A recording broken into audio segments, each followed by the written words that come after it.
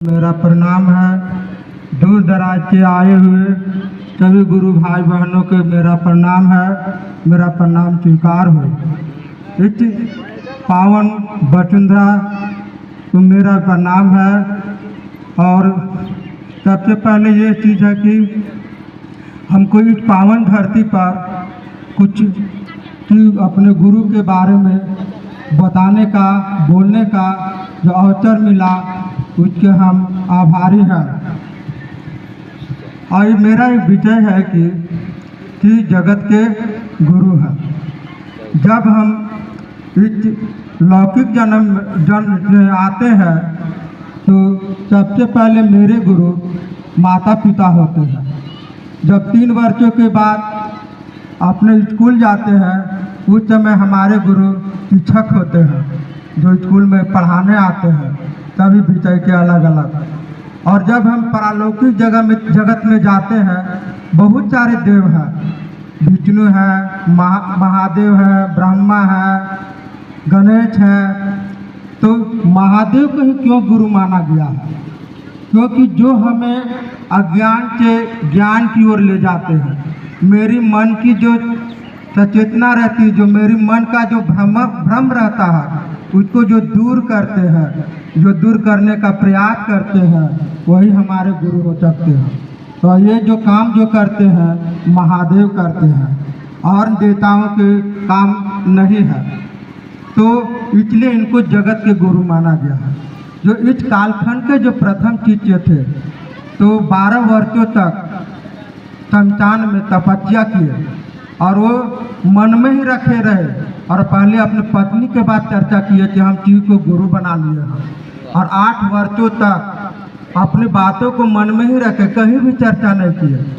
फिर भी जब उनकी तबादला, वो नौकरी करते थे बिहार सरकार में, जब उनकी तबादला सहरसा जिला में होती है, तो वहाँ पे उनके कोई जान पहचान वाले आते हैं, पूछते हैं, और वो बोलते हैं कि अपने आप बोलते हैं कि शिव तो गुरु पहले ही से है।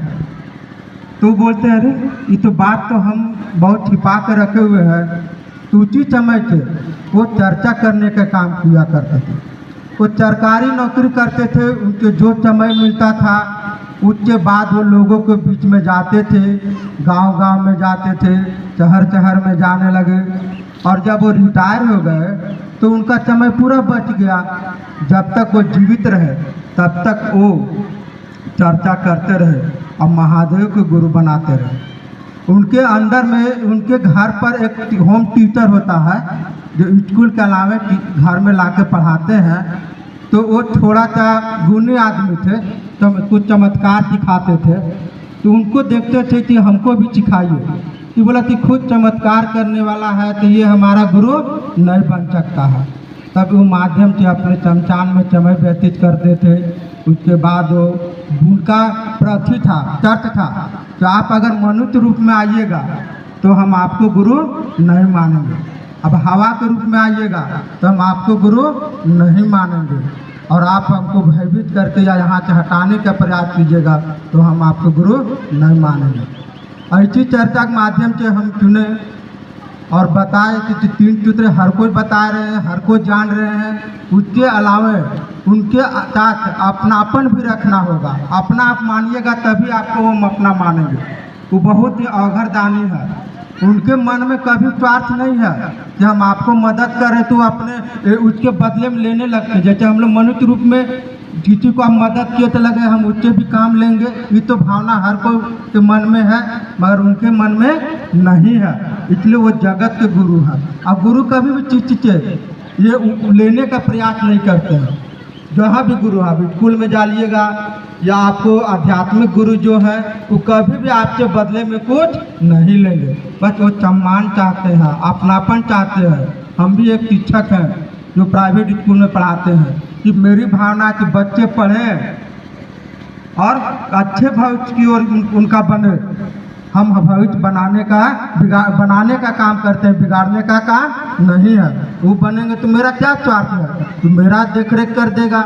जब मेरी बुढ़ापा होगा तो हम अपने बच्चों से ही उम्मीद रखते हैं। और इसलिए जिनको जगत का गुरु माना गया है। और गुरु आप मानिएगा तब जब आपके अंदर अपनापन आएगा। और भाव रखिए, आप चर्चा करने आए हैं, चर्चा चुनने आए हैं और अपने आप में ही बात कर रहे हैं, वो चीज़ को थोड़ा सा यहाँ पे हम देखें, थोड़ा उसके में कमी लाइए। और जो बोल रहे हैं अच्छे बुरे जो भी बात है, उसमें बुरे बात होंगे तो बोलिए कि हम खराब बात बोले, जो भी गुरु भाई बहन बोल रहे हैं अच्छे बात को अपने जीवन में उतारने का प्रयास कीजिए।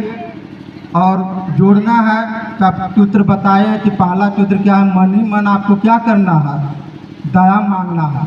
दूसरा बात है कि आपको चर्चा कीजिए। चर्चा कब कीजिए कि कहीं भी हो, एक आदमी के पास कीजिए, 50 आदमी पास करे, 5 आदमी के पास चलिए, उसमें कोई आपको अथी नहीं है, भीड़ हमको जुटा कर नहीं करना है। जिसको मन में होगा वो अपने आप जुड़ते जाएगा। और उसको प्रेच नहीं करना, किसी से हमको काम निकालने के लिए 4 बार 5 बार जाते हैं ना, तो किसी को जोड़ना है। ऐसा नहीं कि हम एक ही बार में जुड़ जाएंगे, हमको भी जोड़ने के लिए आदमी एक बार में नहीं जुड़े हैं, 5 बार 10 बार बोला गया तो हमारे मन में आया तब हम जुड़े हैं। हम 2 वर्षों से जुड़े हुए हैं।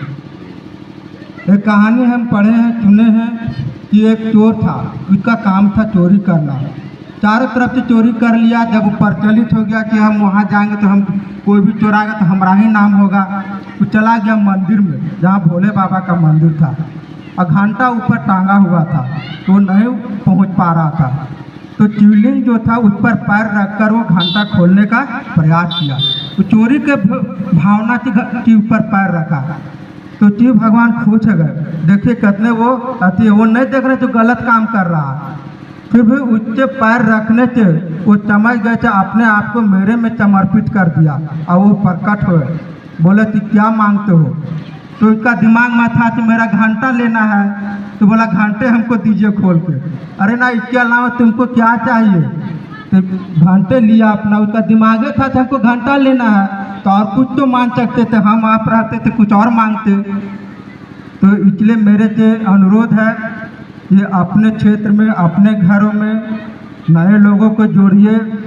और जो लोग अपने शिव पंजिका कुछ में अपना नाम दर्ज नहीं कराए हैं, नए हैं, वो जुड़िए, उनसे हमसे अनुरोध है। और अपना जो है चिचियता आपका तभी आपका प्रतिफल होगा, उसका परिणाम मिलेगा। तो आपस में प्रेम भाव बना कर रखिए। अगर आप किसी को नहीं बना रहे हैं तो बिगाड़ने का भी काम मत कीजिए। और इन्हीं बातों के साथ अपने वाणी को विराम देते हैं। पुनः इस पावन धरती को मेरा प्रणाम है और यहाँ उपस्थित सभी गुरु भाई बहनों को मेरा प्रणाम है, मेरा प्रणाम स्वीकार करें।